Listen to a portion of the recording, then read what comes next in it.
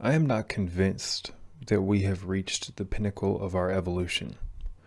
Now, before I continue, I want to say that it's late, I'm tired, I'm up way past my quote-unquote bedtime, and there's people sleeping here, so I'm going to try to make this one short.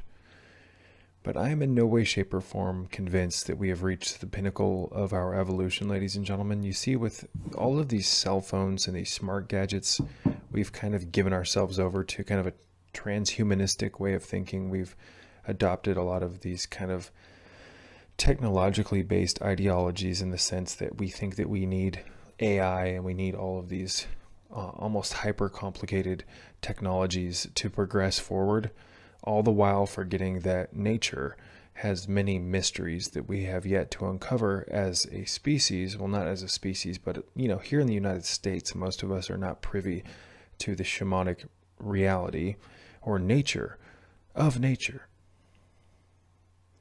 So we live in a conditioned state of mind, ladies and gentlemen, that I like to call the Matrix. And I call it the Matrix because in a way a matrix is kind of excuse me, Jesus, I guess I am tired. I refer to it as the Matrix because in the films The Matrix, Neo lives in a world that is not the truth. And that's what many of us are doing right now. We are living in a world while all the while not aware of the truth of reality, the truth of nature, the truth of our shamanic connection to nature. So it's a huge problem. We are absolutely, undoubtedly disconnected from the source codes, ladies and gentlemen. We are disconnected from the Kundalini energy, and the Kundalini energy is what naturally connects us to our higher selves. It connects us to God. It's basically the original blueprint. We are designed to be in connection, in complete gnosis, in complete connectivity to the source. I choose to call that God. I often refer to it as gnosis, the heightening of the consciousness, the elevating of the consciousness into the realms of light, the realms of truth. So, I've experienced Kundalini on a handful of occasions, and it's rewired the way I look at the world, and it's allowed me to kind of step back from my old way of thinking, my old trajectory in life, and I've been able to disconnect from the trajectory of my old self, if that makes sense. So most of us, ladies and gentlemen, we get born here, we're born in innocence, and we take on a lot of the troubles of the world. We are thrown into situations which throw us off kilter as we get older, and suddenly we fall into our lower selves, and now we are disconnected from our innocence and our childhood awe. And we slowly, as we get older, not all of us, but many of us, get hardened by life, and we get taken off course, and now we live in the trajectory of the lower self instead of the trajectory of the higher self. You see, in a perfect world, we wouldn't have been born into all of this insanity here in this world. Now, I'm not going to talk about the insanity in this world. I refer to it, or I talk about it plenty in my other videos, but I am going to say, ladies and gentlemen, that this world gets the best of many people. It takes people and it disassembles them. Depression, anxiety, suicide, guilt complexes, weight issues, diabetes, pathologies, cancers, sicknesses, STDs. These are not the types of things that you see in an enlightened arena, an enlightened world. The fact that there is so much suffering currently in this world shows us that we are in a current state of disharmony. The harmony is not in alignment, ladies and gentlemen. Now, we can look at this in a couple of different ways. We can continue going down this shit-eater, bottom-feeder path, as I like to call it, or we can grasp onto something bigger and change our current situation into something great. This is the basic principle of alchemy, ladies and gentlemen, to take one thing in its crude state and evolve it into an exalted state. To give you a comparison, we can look at distilled water. You're taking tap water, for instance. You're boiling it. There's all of this chaos going on in the boil chamber. Steam is rising and condensing up a coil, and all the heavy impurities that were in the tap water are too heavy to rise with the pure steam. and they stay in the boil kettle. The steam condenses, goes through the coil, ladies and gentlemen, and drops down into a collection vessel, and it's pure, clean H2O, nothing else. So you've taken a crude substance, and I call it crude because most tap water is filled full of bullshit, and you've turned it into something pure, something pristine. Right now, we're in the boil kettle here on Earth, ladies and gentlemen. You will notice, if you've been somewhat conscious of what the hell or what's been going on in the past 10 years, you'll notice that as we move forward, things are happening much quicker than they used to, especially insanity. Every day you hear about twice as many insane things that happened the day before.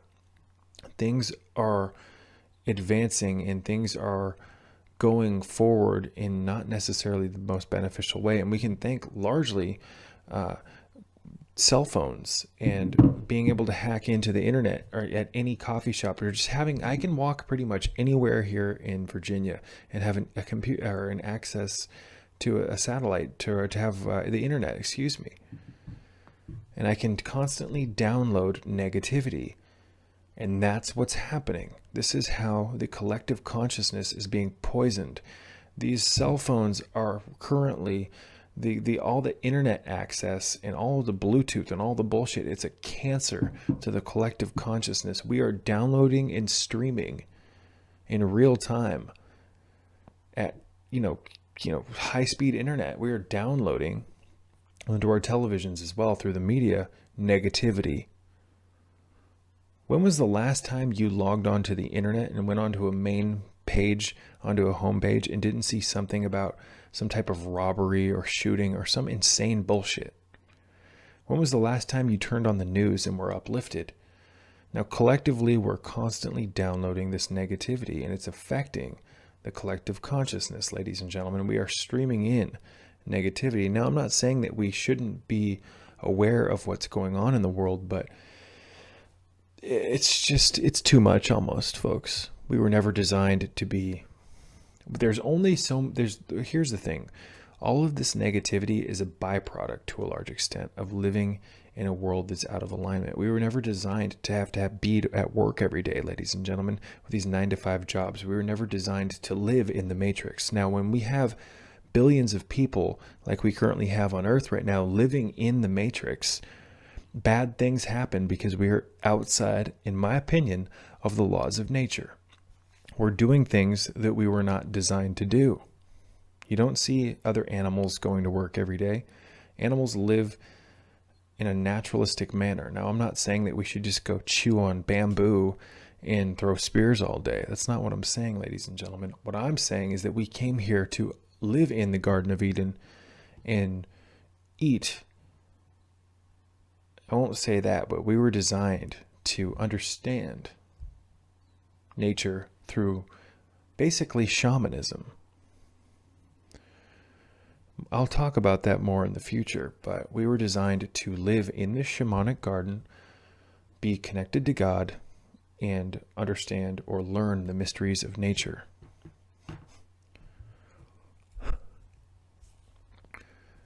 You see, nature is heaven. Now, some of you might be thinking that a lot of bad shit happens in nature, and that's true. I got a bug on my screen. Get the hell out of here. However, I'm not denying that crazy shit happens in nature, because life, to a large extent, feeds on life, folks. But we were not designed to be in this rat race. We were designed to... You see, most of you guys, when you think of nature, probably think I'm referring to us like wearing loincloths and doing all this like primitive shit. No.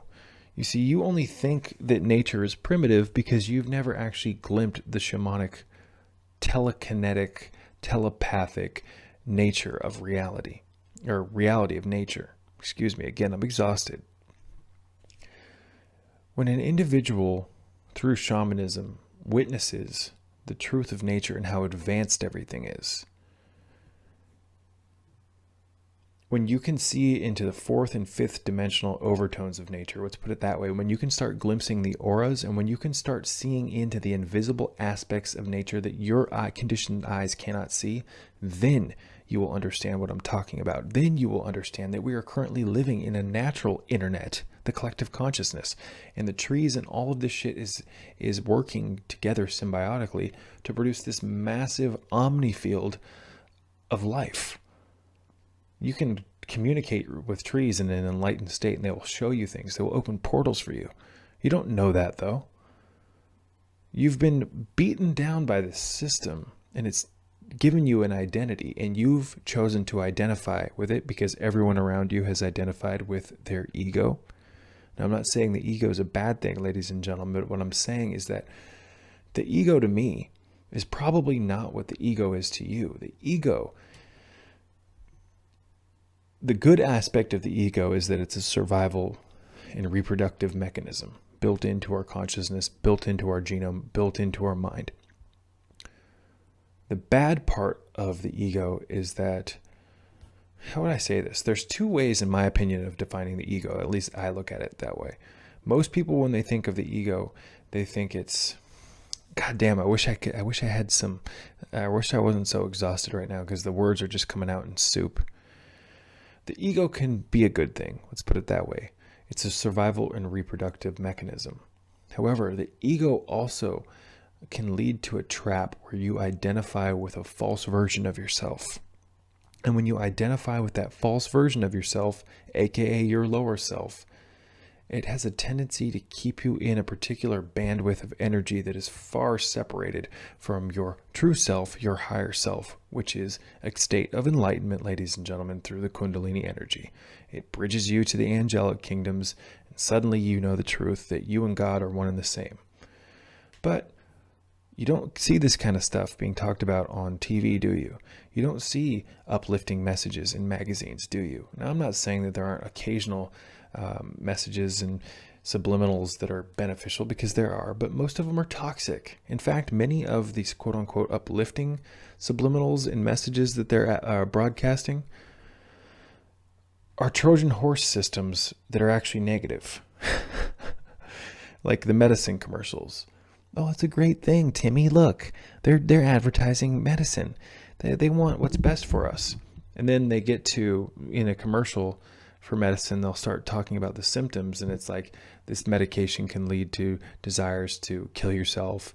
You know, it can lead to like your heart exploding, you know, chronic fatigue, loss of memory. It's just like they give you all this, they give you all this positivity, and then they shit on it. That's another mind control program, ladies and gentlemen, when they build you up and then you get right to the top and then they bring you down even further. This is mind control. You've all been mind controlled. You've all been put to sleep, and you've all been hypnotized, whether you want to believe it or not.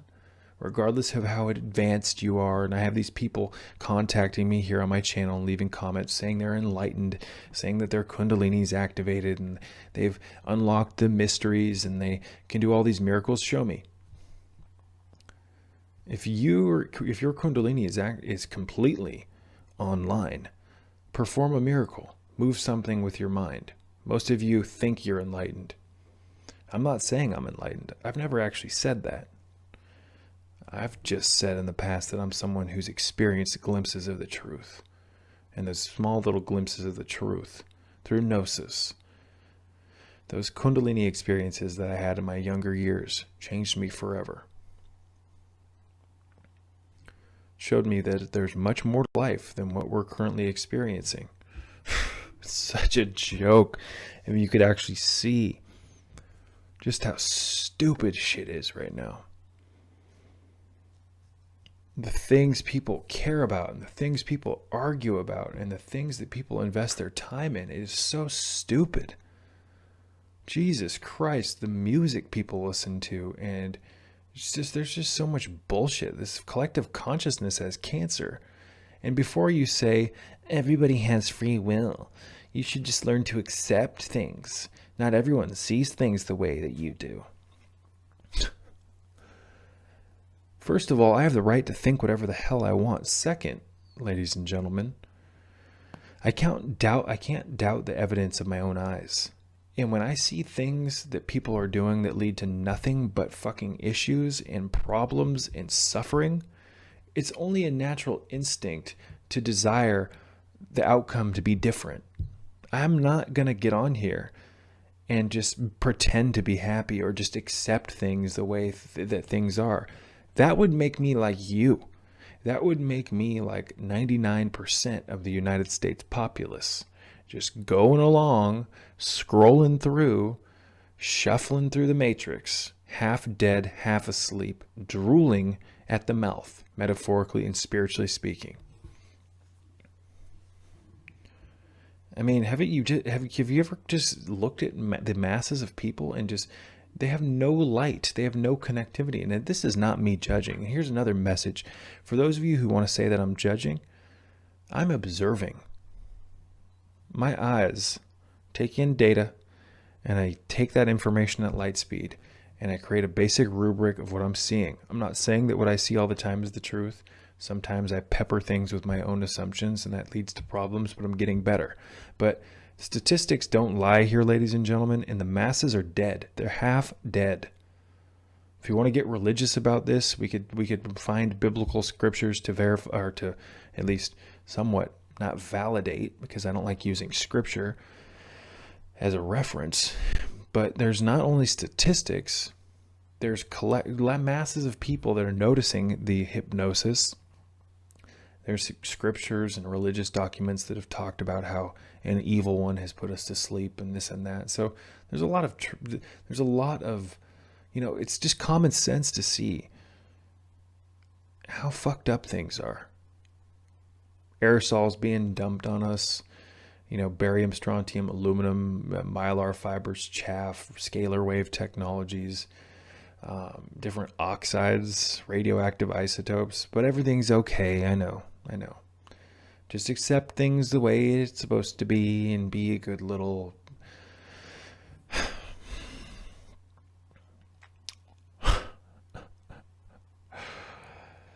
I see my spirit, my soul, in this dimension at least, is highly adversarial. It doesn't mean I sympathize with the devil or any of this other nonsense, because the devil was the Bible's greatest adversary. However, in this dimension, my soul strives to understand the truth, and it does so at the expense of separating from the norm. I violate what people want me to, people have all these different expectations for you when you come into this world, and many people don't have the will to break through that. I like to violate the path that was set for me, because the path that is set for most of us, ladies and gentlemen, is destruction. My soul, the deepest layers and chasms and catacombs, if you will, of my spirit, of my soul, strive to break through the hypnosis, and that requires you being different, and that requires you being selfish and adversarial. Why does it require an individual who wants to break free from these torturesome mind control programs to be adversarial? Why does one need to be an adversary?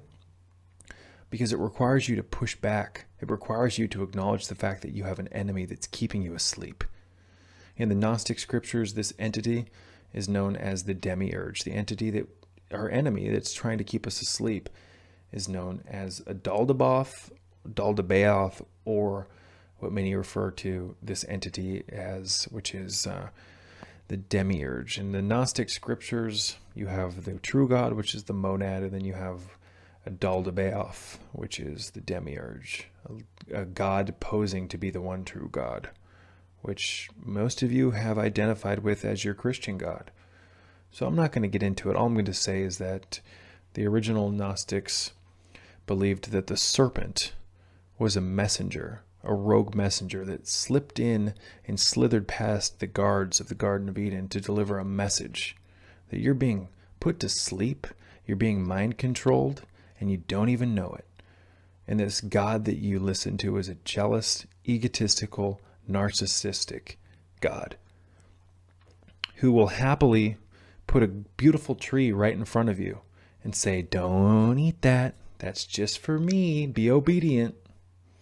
Knowing all the while, due to the fact that this supposed God was privy to, his creations and what they would do before he created them, he well knew, or it well knew, that Adam and Eve would be tempted to eat that fruit.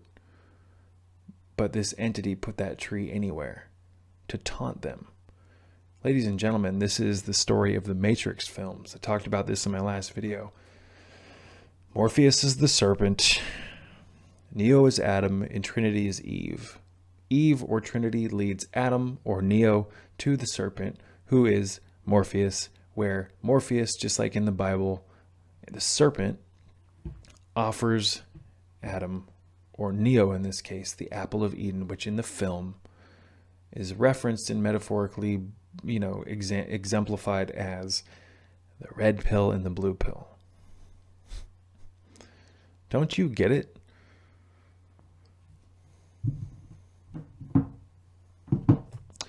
The mind control is exponential, but you have no clue just how deep it goes.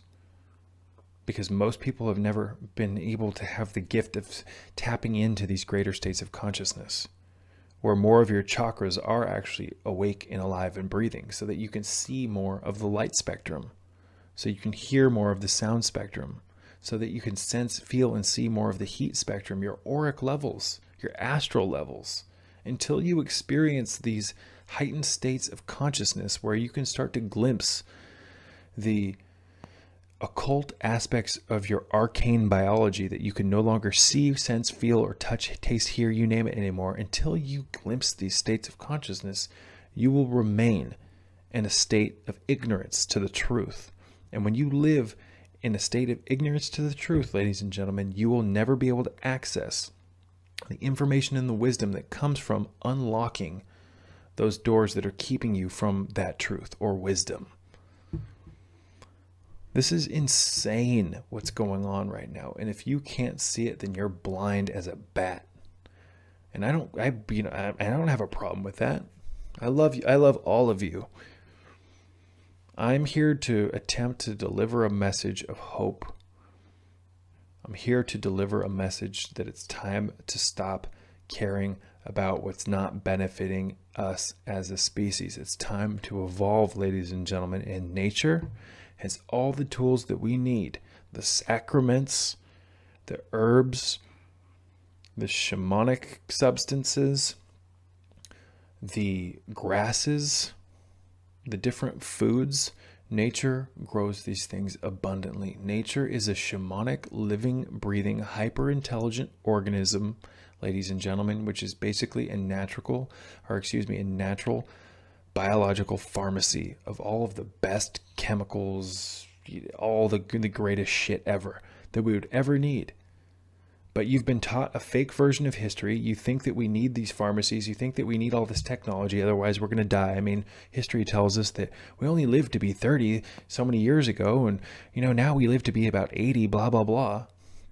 They've taught you these different historical blueprints, these rubrics, to keep you submitting to a non-truth.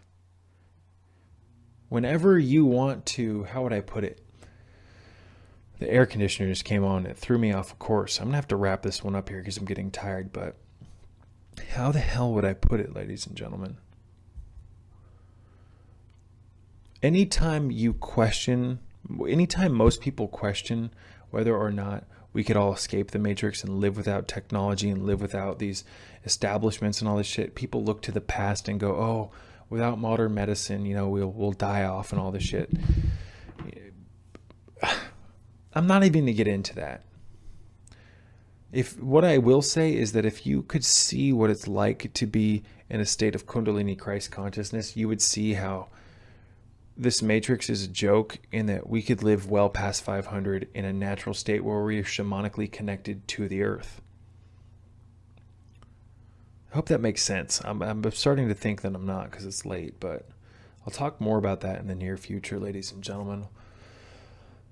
What an unfortunate reality that we live in with so many beautiful, infinite possibilities. So I'm not going to say it's unfortunate. It's unfortunate that so many things suffer at the expense of our ignorance, at the expense of the disharmony that's currently taking place. But it'll make things that much more beautiful, unfortunately, once we realize that nothing really dies, and that although there's suffering, the spirit transgresses and moves on and evolves to greater and greater states of being.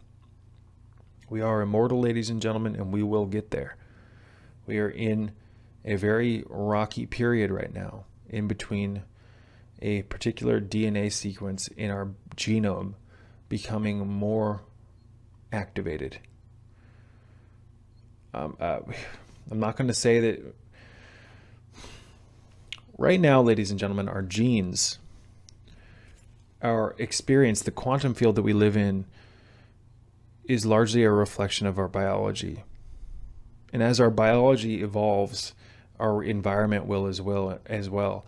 And the disharmonious aspects of the consciousness. I'm going to wrap this one up, you guys. That's a subject that I'd like to save for another video. I love you all. I hope that my messages can provide you benefit. I hope that these messages can come into your life at the right time and motivate you to do something beneficial for your health. Not today, not tomorrow, right fucking now. I hope that my messages can inspire you to realize that you have the potential to attain greater states of health, greater states of consciousness. Push the envelope. Who are you waiting for? Are you waiting for someone else to do it? You want to live to 120, then fucking do it. You want to live to 200, then do it. I believe in you. And hell, if you don't make it, you just be able to come back as many times as you want, because you're immortal, ladies and gentlemen. Besides this fleshly body, which can be immortal as well, your soul is immortal, ladies and gentlemen. So even if you croak, even if some bad shit happens, you just come right back if you want. You see, outside of your conditioned mind, you're connected to God. You can do whatever the fuck you want to do. But you've taken on this identity in this physical body that's been disconnected from the truth. And because of that, your soul's all bound up and confused. The physical body, to a large extent, is a prison. It's only a prison, however, if the physical body is out of alignment with the spirit. When the mind of this biology starts to be polluted, you take on limitations, and when you take on limitations, you're screwed. You're screwed. God has no limitations. You are God, ladies and gentlemen, one and the same, whether you like to believe that or not. It may take you a few times coming back to realize that, but you are God, ladies and gentlemen. You are what you've been looking for, and your programming is the only thing keeping you from realizing that and accepting it. See, most people don't want to believe that because most people have been conditioned to look outside of themselves for things greater. Peace be with you all.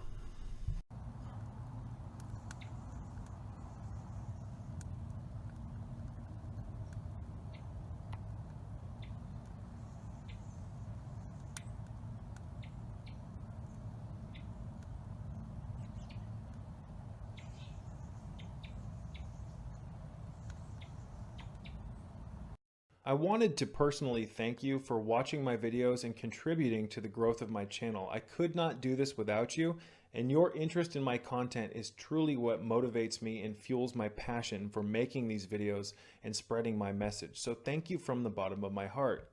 I wanted to remind you that this channel is a free educational tool that is listener supported, and if you would like to donate to my channel and donate to my cause, help make my life a little bit easier and help keep the lights on around here, you can do so by checking out the links in the description box below. There's a handful of not only ways to donate to my channel, but I also have links to different websites and different videos of mine, as well as my Amazon store, where you can check out a plethora of different health-related products that I use and recommend.